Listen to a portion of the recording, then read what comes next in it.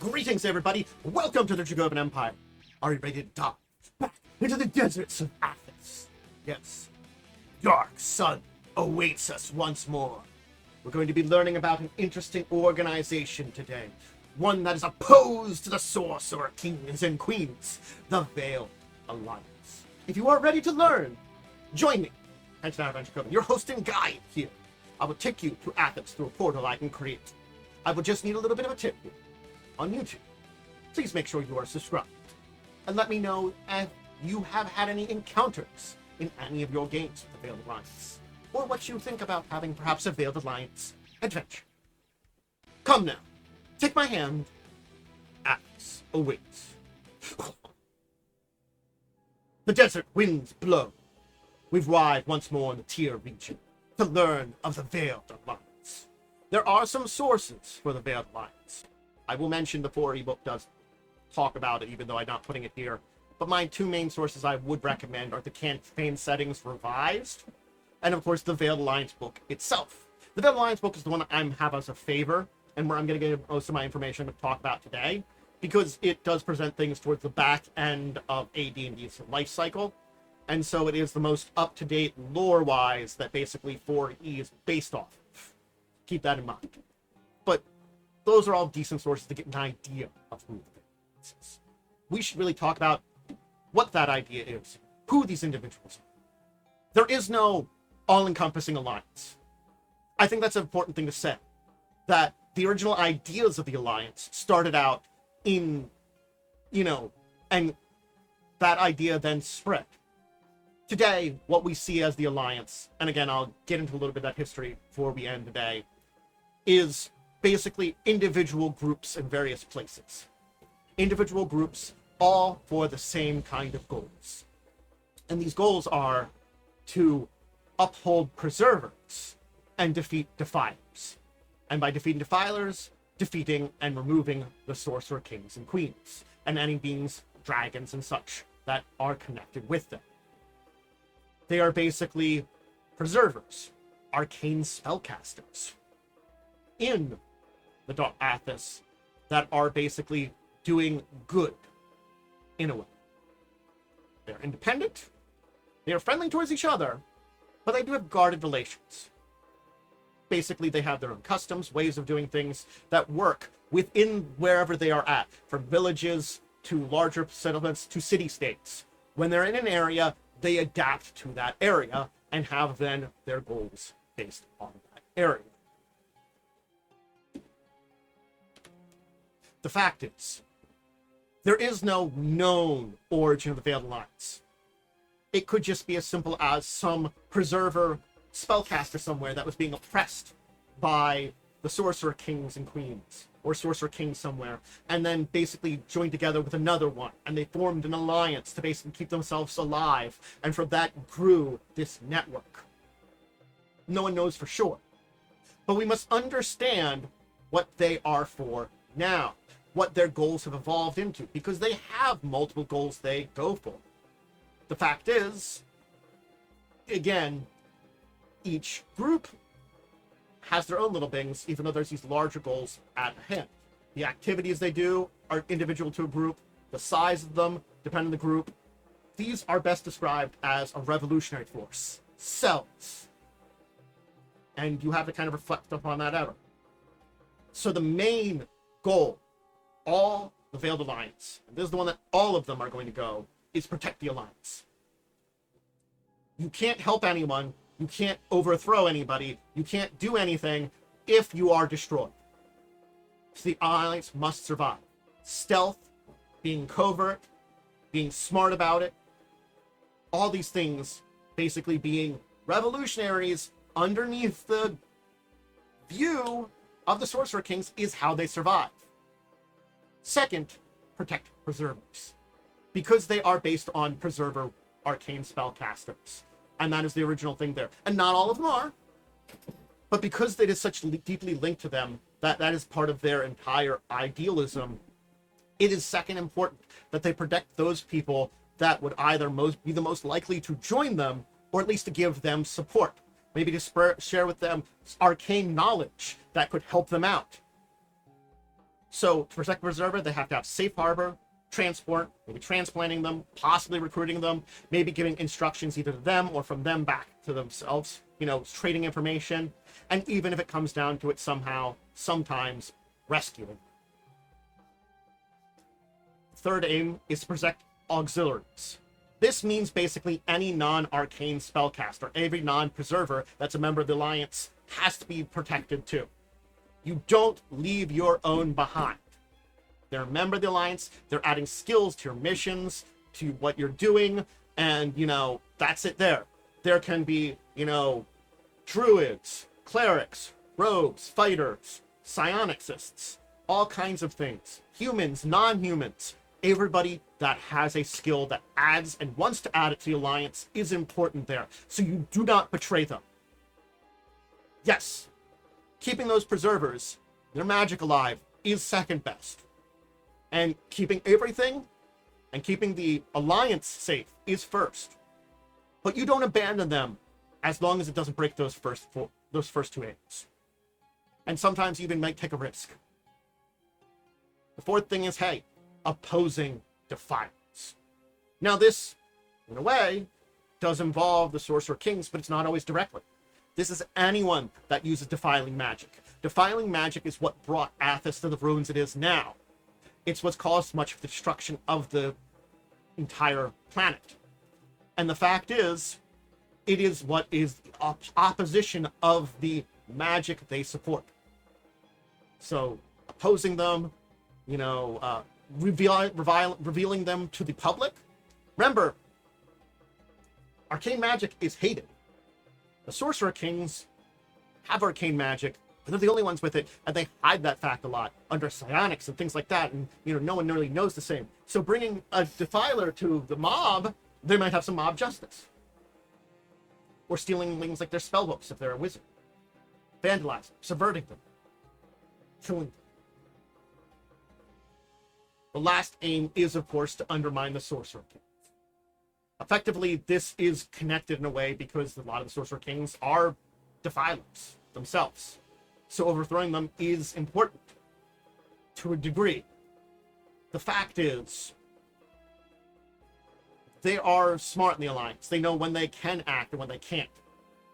Propaganda, sabotage, betrayal, these things can help undermine a Sorcerer King and keep their power in check. But the thing is, they are powerful. They are dangerous. There's practical reasons to oppose them, but also there's practical reasons that it's very difficult to overthrow them.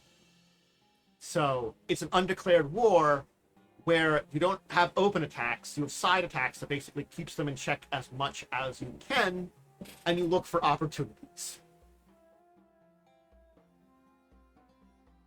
The fact is, these 5 aims are technically united between all basically cells and groups of the Alliance, but in practice it depends on what you're doing. There are times and city-states where it's very impractical to go against the Sorcerer King, and in fact, using them to your advantages might be helpful. Each cell, each group will have, each group in a city-state will have a leader, a council, and then there will be smaller cells under there that are usually 3 to 6 members. And all those cells then have a leader there that traditionally connects up with the central leadership, the council, whoever's in charge of the entire region or city. So you kind of have this dividing kind of thing. That's kind of basically a basic kind of version of the Alliance structure there. So each cell will have code names that basically will have 2 parts. Basically giving kind of a rank position within the hierarchy, kind of getting an idea. There's sometimes communication between them.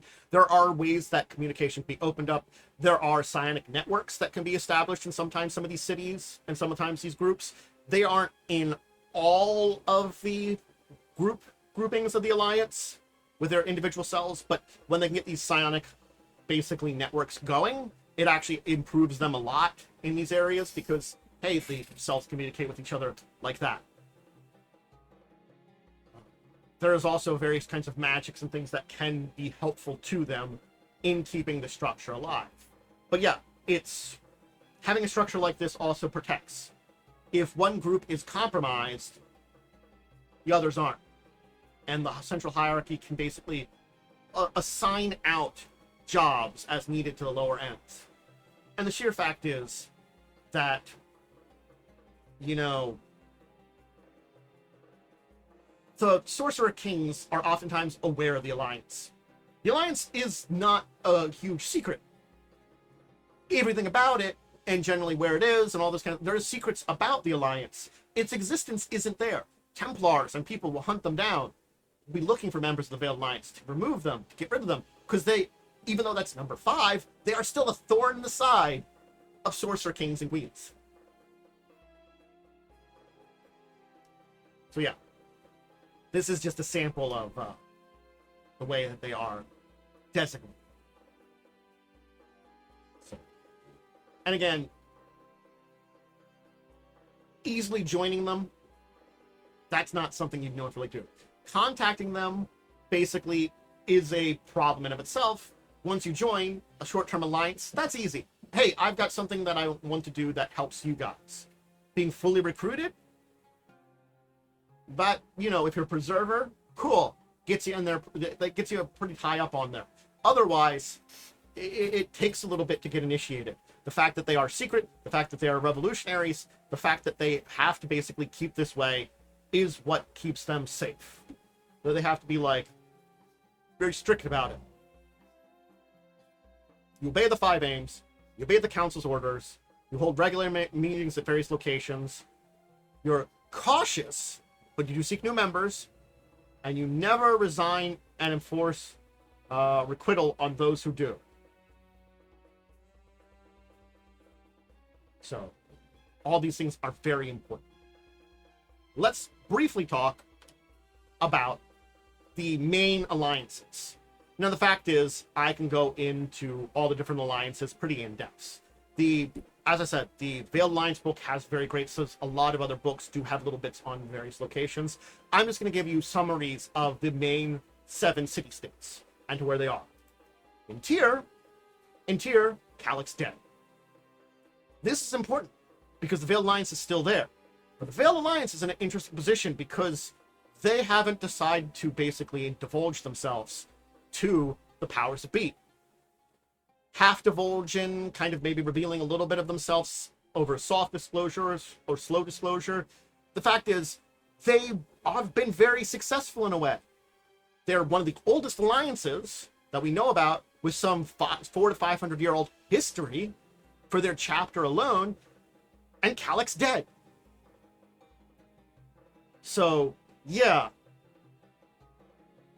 The public's basically hatred of arcane spellcasters still is there, and I think that's one of the reasons they haven't outright declared themselves there. There is hope that they could do that they could be like, hey, we're good arcane spellcasters that are helping the world and trying to improve things. We oppose the Sorcerer Kings. We're trying to make changes, so I don't know. The group is still there.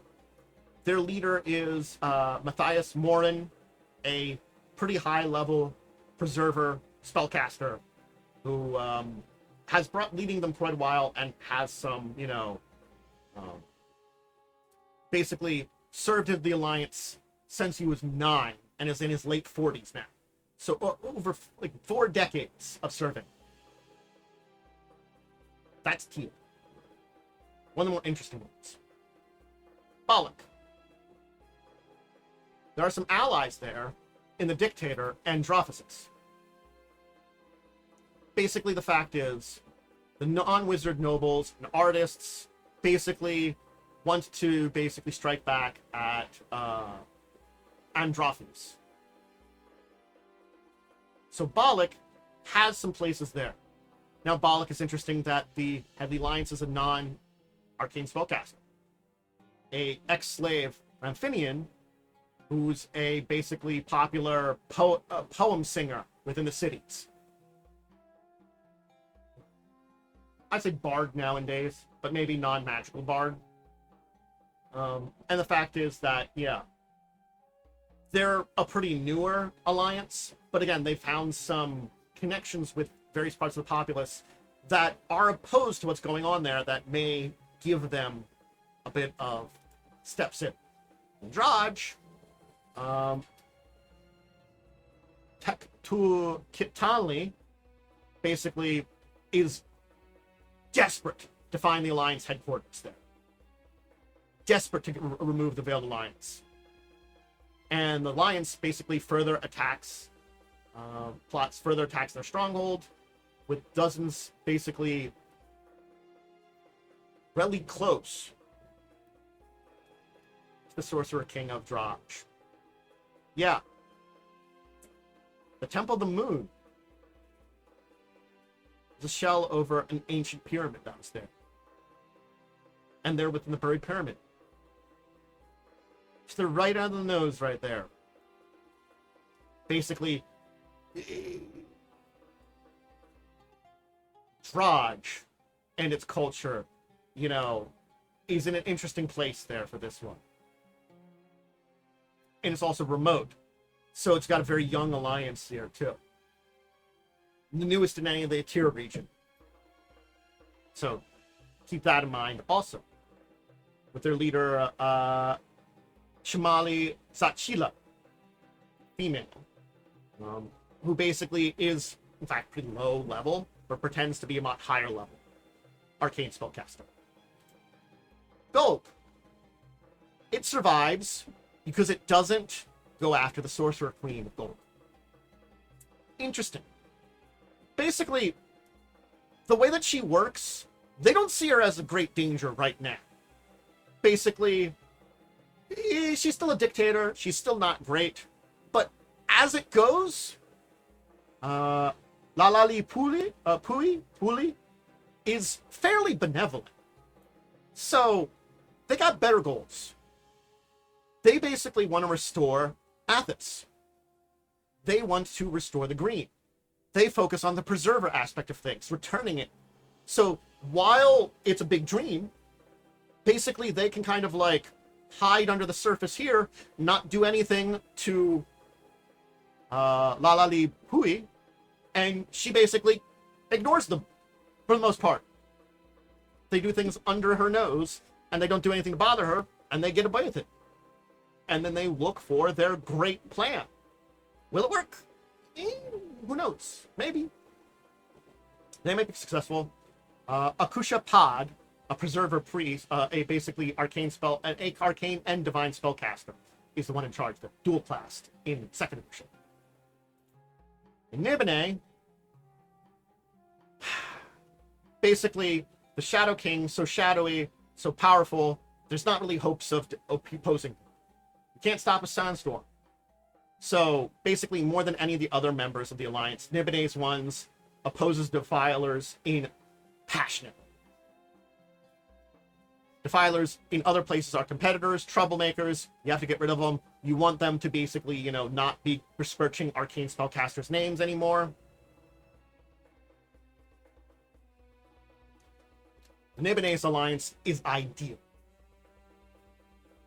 They try to use ancient spiritual forces called Zuna, basically, that reside in hot springs outside the city, in order to have these fickle creatures assist them in their battle.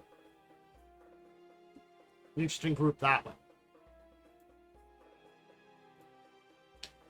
Their leader is Thagya Fawn, high-level arcane spellcaster. Ram. The Alliance there negotiates a difficult middle course between the Grand Vizier's tyranny and the anarchy that her rebellious nobles are creating in the city. So, the Grand Vizier, tyrannical. The rebellious nobles, a problem. So basically, they've infiltrated a lot of the constabulary and soldiers, and when they apprehend a preserver, funneled them to the Alliance. Pretty easily. They have a lot of leverage in the fact that there's an opposition between these two groups here or there. They have a lot of intellectual goals and spell research, which are very high on their list now. It basically is one of the most populous city-states, so it's got a lot of individuals there. Their current leader is Nanda Shatari, a basically arcane spellcaster psionicist. Psionic. Urk. So, basically, Urk is interesting because the Alliance there considers itself with change of a different kind, overthrowing the king. Hamuraru is powerful. Basically, they see the source of change, of evolution, of things. They got to get rid of Hamanu. But Hamanu has an army. And in fact, the current leader of the Alliance in Urk has disappeared. And basically, there's now two factions fighting there. But yes, they're all about getting rid of the Sorcerer King of Urk. They're like, this guy's gotta go. But, there you go. There's some basics on the Veiled Alliance, so you kind of understand them now.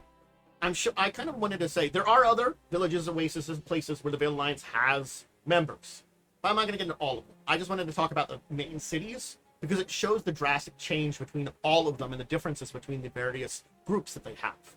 The Veiled Alliance is this group that is trying to preserve arcane magic in a positive way. The fact is that I think they're kind of more on the guys that arcane magic in its natural form preserves. The fact is that some mages found a way to defile the environment, to spoil it, to destroy, to kill, and basically get more powerful, to evolve into dragons, is something against everything they believe. It's why Defilers go before the Sorcerer King. The Sorcerer Kings and Queens are the best example of Defilers in many ways.